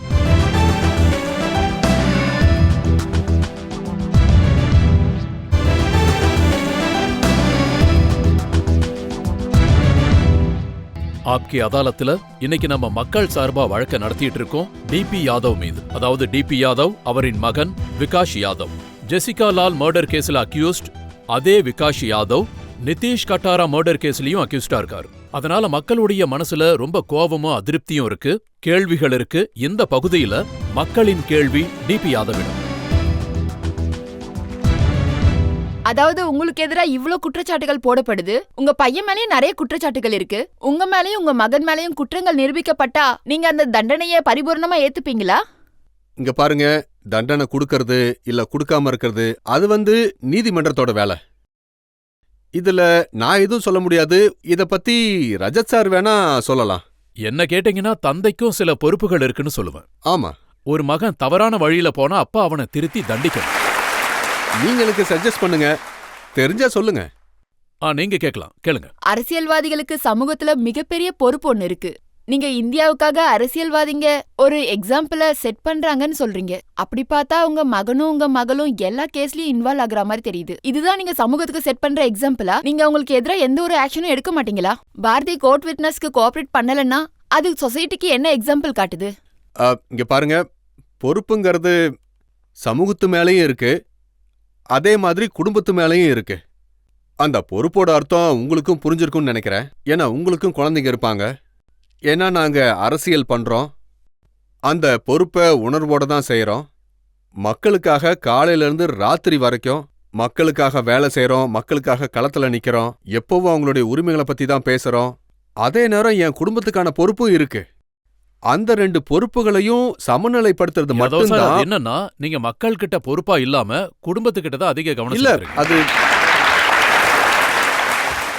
நான் என்ன கேக்குறேன்னா, நீதிமன்றத்தோட உத்தரவு இருந்தும் கூட சொல்லுங்க. நீங்க உங்களுடைய மகளை ஆஸ் எவிடன்ஸ் ஒரு சாட்சியா கோர்ட்ல ஆஜர்படுத்த ஏன் இல்ல, தயங்குறீங்க? நீதிமன்றத்தோட செயல்முறையை நாம எப்படி தடுக்க முடியும்? அவங்க வாரண்ட் இஷ்யூ பண்ணிருக்காங்க, அவங்க பாஸ்போர்ட்டை கேன்சல் பண்ணிருக்காங்க. இதுல நாங்க எதை போய் தடுத்தோம்? நீங்க வாரண்ட் இஷ்யூ பண்ணது தவறுன்னு நாங்க போய் அங்க எந்த மனுவுமே கொடுக்கல. ஆனா எனக்கு ரொம்ப எல்லாருக்கும் வேதனையா என்ன இருந்தது. தோணுதுன்னா, அதாவது நீங்க தான் நாங்க அவங்கள- எதுக்காக போராடுறோம்னா, எனக்கும் என் குடும்பத்துக்கும் இதுல நீதி கண்டிப்பா கிடைச்சாகணும். அதாவது நீதியின் உரிமை உங்களுக்கு இருக்கிற மாதிரி எனக்கும் இருக்குல்ல. நானும் அதே அரசியல் அமைப்பின் கீழே தான் நான் வாழ்ந்துகிட்டு இருக்கேன். என்னோட குடும்பமும் இதே நாட்டில் தான் நான் வாழ்ந்துகிட்டு நான் இருக்கேன். ஏற்கனவே அது சொன்ன நீங்க மாதிரி ஒரு முக்கியமான கேள்வி உங்ககிட்ட கேட்க விரும்புறேன். அதாவது நான் எந்த குடும்பத்தை விட மேலானவன் அப்படின்னா, என்னோட குடும்பம் இந்த நாட்டோட சுதந்திரத்திற்காக ரொம்ப கஷ்டப்பட்டிருக்காங்க. நிறைய கஷ்டங்களை யாதவ் சார், தாங்கியிருக்கு. நான் சுதந்திரத்தை அதனால பத்தி பேச நான் வரல, என்ன சொல்ல கொலையை வரேன்னா, பத்தி தான். இல்ல நான் என்ன சொல்ல வரேன்னா, அதாவது எனக்கு அந்த உரிமை இல்லையான்னு. நிதிஷ் கட்டாராவுடைய தாய் கொடுத்திருக்கிற வாக்குமூலத்துல அவங்க கிட்ட இமெயில் இருக்கிறதா சொல்லியிருக்காங்க. அது உங்க மகளுடையது. அவங்க அதுல எழுதியிருக்காங்க, நான் என் சகோதரனை சமாதானப்படுத்த முயற்சி பண்ணேன்னு சொல்லியிருக்காங்க. என்கிட்ட நிதிஷ் கட்டாராவோட தாய் நீலம் கட்டாரா கணவருக்கு எதிரா சிபிஐ நடத்தின பல கேஸ்க்கு எதிரா அந்த தொகுப்பு என்கிட்ட இருக்கு. நீங்க உங்களை காப்பாத்திக்கிறது இல்ல, எதுக்காக என் மேல மத்தவங்களை கொண்டு வரீங்க? என் மேல என்ன குற்றச்சாட்டு இருக்கு சொல்லுங்க. என் மேல என்ன இருக்கு? இல்ல, இங்க ரஜத் சார் எப்படி ஆமா. இருக்காரோ அதே மாதிரி டிபி ஆமா, யாதவா ஆமா. நான் அங்க இருக்கேன். என்னோட கொஸ்டின் என்னன்னா, நீங்க ஜெசிகாலால நடுராத்திரி அரை நிர்வாணமா மதுவை பரிமாறினாங்கன்னு நீங்க சொல்ல வரீங்க. அவங்களுக்கு ஏதாவது ஒரு கட்டாய நிலை இருந்திருக்கலாம்ல. நீங்க அதை புரிஞ்சுக்காம அவங்க பேர் கெடுறா மாதிரி பேசுறீங்க. இல்ல, நான் அத மறுக்கல. நான் ஒரு அமைப்பை பத்தி மட்டும்தான் பேசினேன். எனக்கு ஜெசிகா லால் மேல எந்த விரோதமும் இல்ல. அதாவது நான் அமைப்பை பத்தி மட்டும்தான் பேசினேன். அப்படி ஒரு அமைப்பு அங்க இருந்தது. சார், குற்றச்சாட்டு என்னன்னா நான் அவங்களை கொன்னவங்களுக்கு நீங்க நான் ஆதரவு இல்ல, தர்றீங்க. குற்றவாளியை தண்டிக்கிறதுக்கு பதிலா இங்க அவங்க பாருங்க, பேரை நான் தானே என்ன சொல்ல கெடுக்கிறீங்க. வரேன்னு நீங்க என்ன நீங்க கொஞ்சம் சொல்லிருக்கணும்னா அந்த புரிஞ்சுக்கோங்க. குற்றவாளிக்கு இல்ல, தண்டனை வாங்கி இங்க கொடுக்கணும்னு பாருங்க, நீங்க சொல்லிருக்கணும். என்னோட எதிர்ப்பு அந்த அமைப்பு மேல மட்டும்தான். அதாவது என்னோட விருப்பம் அந்த குற்றவாளிகளை கண்டுபிடிச்சு அவங்களுக்கு தண்டனை கொடுக்கணுங்கிறது தான். எனக்கு அதுல எந்த மறுப்புமே இல்லையே. யாதவ் சார், நீங்க இதே விஷயத்த நிதிஷ் கட்டாராவுடைய மர்டர் கேஸ்லயும் சொல்லுவீங்களா? நிதிஷ கொலை செஞ்ச குற்றவாளிக்கு தண்டனை கிடைக்கணும்னு சொல்லுவீங்களா? நிச்சயமா. ஆனா அது உண்மையை அடிப்படையா வச்சு மட்டும்தான் நடக்கணும். பொய்யான குற்றமா இருக்க கூடாது, யாருக்கும் அநியாயம் நடக்க கூடாது, உண்மை என்னன்னா- ஆதாரம் இல்லாததா இருக்க கூடாது. அப்ப நீங்க சொல்றதுதான் உண்மையா? இங்க பாருங்க, யாரா இருந்தாலும் என் முன்னாடி வர சொல்லுங்க. நான் தான் ஓபனா தானே சொல்றேன். உண்மையை சொல்லணும்னு துடிக்கிறவங்கள என் முன்னாடி வந்து நின்னு சொல்ல சொல்லுங்க. உண்மை நான் உங்க என்னன்னு எதிரில தான் நீங்க இருக்கேன். தெரிஞ்சுக்க நீங்க கேட்க விரும்புறீங்களா? நீங்க கேட்க விரும்புறீங்களா? இறந்து போன இளம் வயசு மகனுடைய அம்மா சொல்றதை நீங்க கேட்க விரும்புறீங்களா? கேட்க ஆசைப்படுறீங்களா? இங்க பாருங்க, நான் இருங்க, சொல்ல இருங்க, வர்றது நான் நீங்க காட்டுறேன். நேர்லயே பாத்துருங்க. நீங்க ரொம்ப இன்சிஸ்ட் பண்றீங்க. நீங்க கேளுங்க. நிதிஷ் கட்டாராவுடைய தாய் தன்னுடைய மகன் இறந்ததுக்கு அப்புறம் ஒவ்வொரு நொடியும் அவங்க போராடிக்கிட்டு இருக்காங்க. அவங்க உங்களை பத்தி என்ன சொல்றாங்கன்னு நீங்க அதாவது கேளுங்க. நீதிமன்றத்துல இருக்கிற விஷயத்த நீங்க கேட்க வைக்கலாம், இல்ல என்ன வேணாலும் சார், சொல்லலாம். நான் தான் சொல்றேன், உண்மை நீங்க என்னன்னு இப்ப நீதிமன்றத்தோட தெரிஞ்சுது. உயர்ந்த ஒரு இடத்துல தடவை இருக்கீங்க. கேளுங்க சார். சொல்றது புரியுதா இல்லையா? அதாவது வந்த சாட்சிகள் வராத சாட்சிகள், நிதிஷோட ஃப்ரெண்ட்ஸும் வந்தாங்க. அவங்களும் கம்ப்ளீட்டா மறுக்க முடியல. ஏன்னா போட்டோகிராஃப்ஸ் இருந்தது. அவங்களும் அங்க இருந்திருக்காங்க. அவங்க எல்லாரும் நல்ல ஃப்ரெண்ட்ஸ். அப்படி இருந்தும் அவங்களால அங்க எதுவுமே நேரடியா பேச முடியலன்னு தான் நான் சொல்லுவேன். அவங்க அங்க சாட்சி சொல்ற நேரத்துல அவங்கள சுத்தி 15 பேர் நின்னுட்டு இருந்தாங்க. எனக்கு மூச்சு விட என்ன கொஞ்சம் இடம் பேசுது? கொடுங்க, எல்லாரும் கொஞ்சம் தள்ளி கொஞ்சமாவது போங்கன்னு உண்மையை சொல்ற சொல்லுங்க. மாதிரி இருந்தது. நீங்க கொஞ்சம் யோசிச்சு பாருங்க, காலேஜ் பசங்களுக்கும் பொண்ணுங்களுக்கும் எவ்வளவு கஷ்டமா இருந்திருக்கும். அவங்க பேசுற நேரத்துல ஒரேடியா இத்தனை பேர் மிரட்டுற மாதிரி நின்னுட்டு இருந்தாங்கன்னா அஜய் சார், நீங்களே கொஞ்சம் இதுல பாருங்க. இருந்து என்ன தெரியுதுன்னா, இல்ல உங்க இல்ல, ஆட்கள் இது சாட்சிகளை முழுக்க கலைக்க முழுக்க நினைக்கிறாங்க. பாத்தீங்கன்னா இது ஒரு பொய்யான குற்றச்சாட்டுன்னு தான் சொல்லுவேன் நானு. இது எல்லாமே ஒரு கட்டுக்கதை தான். இத நான் இல்ல இல்ல, சொல்லல. இது சாட்சி மீடியா தான் மக்களுக்கு சொல்றாங்க. சொல்ற ஒரு பொய்யான பாருங்க கதை. சார், நீங்களே- இல்ல இல்ல, இதுல பாத்தீங்கன்னா இதுல யாதவ் என்னோட சார், தப்பு. மகனை இதுல எழுந்துட்டு நான்- நிக்கிற ஒரு இல்ல, தாய். இது வரைக்கும் ஒரே ஒரு போட்டோகிராஃப யாரையாவது காட்ட சொல்லுங்களேன் பார்க்கலாம். டிபி யாதவ் கோர்ட்டுக்கு போயிருக்கான்னு. இதுதான் உண்மை. இங்க பாருங்க யாதவ் இது சார், வரைக்கும் நான் கோர்ட்டுக்கு கூட போனது இது கிடையாது. அந்த அம்மாவோட இல்ல இல்ல இல்ல, நான் இது அதை வந்து சொல்லல. அந்த பெண்ணோட வாக்குமூலம். தன்னுடைய மகனை இல்ல, எழுந்துட்டு அவங்க நீங்க நிக்கிறாங்க. சொல்றதெல்லாம் ஒரு பக்கம் இருக்கட்டும், நான் சொல்றதையும் கொஞ்சம் உங்க கேட்கணும்ல. மகன் 4 வருஷமா ஜெயில்ல இருக்கான்னு எவ்வளவு ஆமா, வேதனையா ரொம்ப இருக்கு. கஷ்டமா இருக்கு. மகனை இழந்த அவங்களுக்கு வேதனையா இருக்காதா? கண்டிப்பா இருக்கும். அத நான் இங்க மறுக்கவே இல்லையே. நீங்க தப்பு ஆமா தப்பா ஆமா, பேசுறீங்களே. ஆனா அதுக்காக பொய்யான குற்றச்சாட்டு சொல்லக்கூடாதுல்ல. நீங்க என்னன்னா உங்க தீர்ப்பை கொண்டு போய் மக்கள் மேல திணிக்கிற மாதிரில இருக்கு. இல்ல இல்ல, நான் எந்த பாருங்க தீர்ப்பும் சார், சொல்லல. அது அவங்க சொன்னதை தான் நான் சொல்றேன். இப்போ 4 நாளைக்கு முன்னாடி நீங்க கேளுங்க. எனக்கு ஒரு வாய்ப்பு கொடுங்க. யாதவ் சார், என்னோட கேள்வி என்னன்னா, நீங்க அடிக்கடி சொல்றீங்க அவங்கள எங்க முன்னாடி கூட்டிட்டு வாங்கன்னு.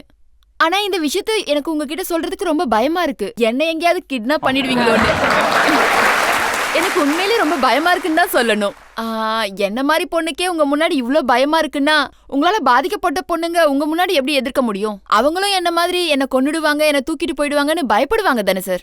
அவங்களால உங்களை எதிர்க்க முடியாது. ஏன்னா அவங்க உங்களை பார்த்து பயப்படுறாங்க. உங்களை என்னோட மக இல்ல சகோதரி மாதிரி பாக்குறேன். உங்களை ரஜத் சார் தான் வர சொன்னாரா? என்ன கண்டிப்பா இல்ல இல்ல, ரஜினி எனக்கு அந்த மாதிரி தான் தோணுது. ஸ்டூடண்ட். ரஜத் சார் தான் இங்க வர சொல்லிருக்காரு உங்களை. யாதவ் சார், இருந்தாலும் நான் உங்களுக்கு கண்டிப்பா பதில் நான் சொல்றேன். சொல்றது இப்பவே உங்களுக்கு புரியுதா சொல்றேன். இல்லையான்னு எனக்கு தெரியல. இல்ல, ஆனா எனக்கு அதாவது உங்களை நான் பார்த்தா என்ன பயமா சொல்றேன்னா, இருக்கு. சார், நீங்க பொதுமக்களோட மோதுனா அதுக்கு பெரிய விளைவை இல்ல சந்திக்க இல்ல, வேண்டியிருக்கும். நான் எங்க மோதினேன்?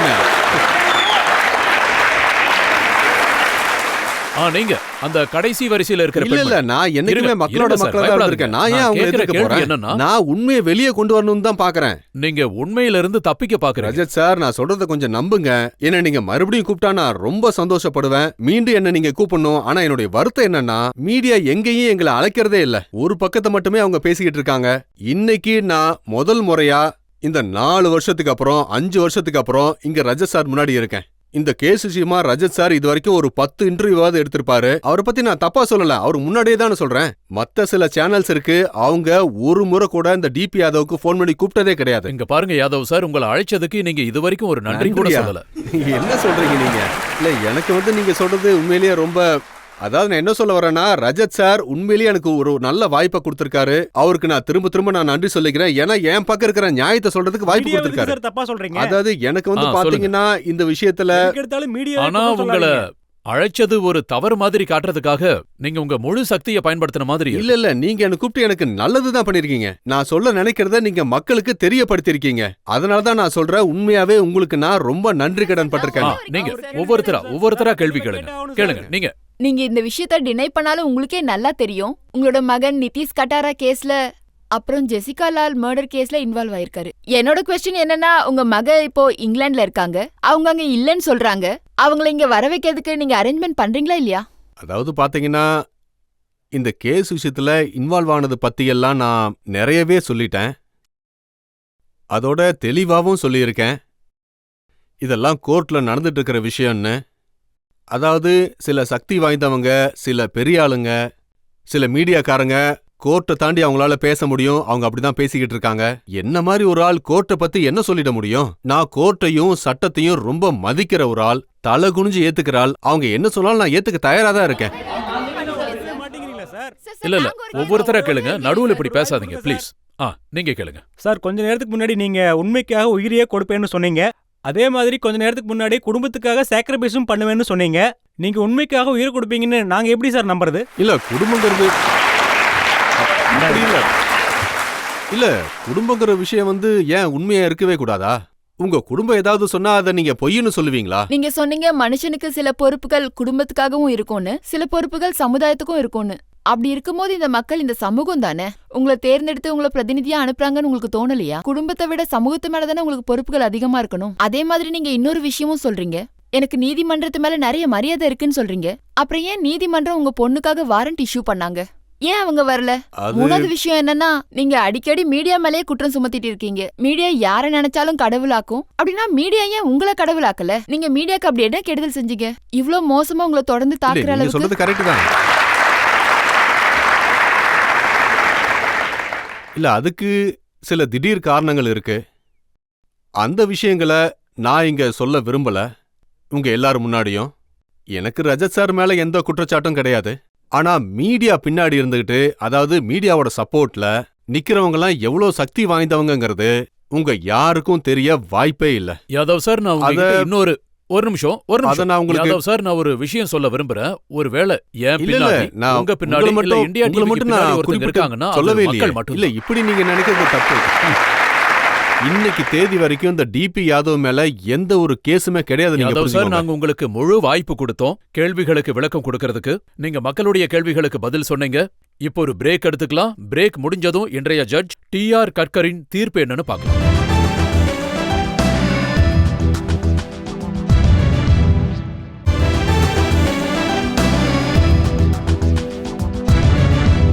ஆப்கி அதாலத்துல இன்னைக்கு மக்கள் சார்பா வழக்க நடத்தணும். டிபி யாதவ் கிட்ட கேள்விகள் கேட்டோம், குற்றச்சாட்டையும் சுமத்தணும். ஜெசிகா லால் மர்டர் கேஸ பத்தி அவர்கிட்ட விளக்கத்தையும் கேட்டோம். நாம் அவர்கிட்ட நிதிஷ் கட்டாராவுடைய மர்டர் கேஸ பத்தியும் கேட்டோம். அதுக்கப்புறம் டிபி யாதவுடைய அரசியலை பத்தியும் கேட்டோம். இப்போ தீர்ப்புக்கான நேரம் வந்துருச்சு. இன்றைய ஜட்ஜ் டெல்லி முன்னாள் போலீஸ் கமிஷனர் கர்கருடைய தீர்ப்பு என்னன்னு பார்க்கலாம்.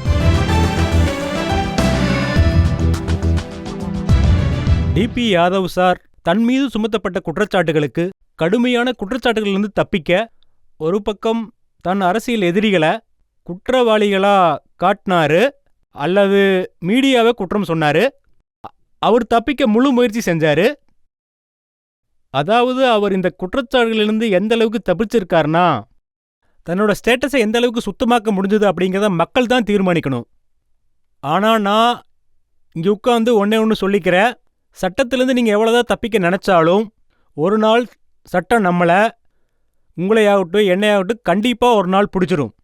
அப்படி நடக்கும்போது நம்ம மனசில் மட்டும் இல்லை, நம்ம குடும்பத்துக்கே அது கஷ்டமாக தான் இருக்கும். அப்புறம் நாம் நிம்மதியாக வாழவே முடியாது.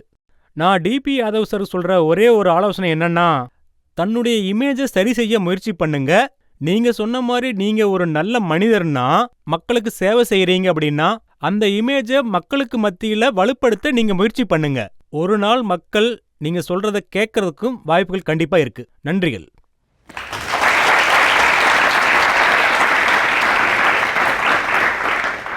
நாம மக்கள் சார்பா இன்னைக்கு டிபி யாதவ் மீது வழக்கு நடத்தினோம். மீடியா எனக்கு விளக்கத்தை சொல்ல வாய்ப்பு கொடுக்கலன்னு சொன்னாரு. இன்று குற்றச்சாட்டுகள் வைக்கப்பட்டன. அவருக்கு விளக்கம் சொல்ல வாய்ப்பு கொடுக்கப்பட்டது. யார் எவ்வளவு நம்பகமானவர், எது உண்மை எது பொய், இதுக்கான தீர்ப்பை நீங்க, அதாவது மக்கள் தான் கொடுக்கணும். ஆப்கி அதாலத்துல அடுத்த வாரம் மீண்டும் சந்திப்போம், இன்னொரு புது விருந்தாளியோடு புது வழக்கோடு. அது வரைக்கும் நன்றி, வணக்கம்.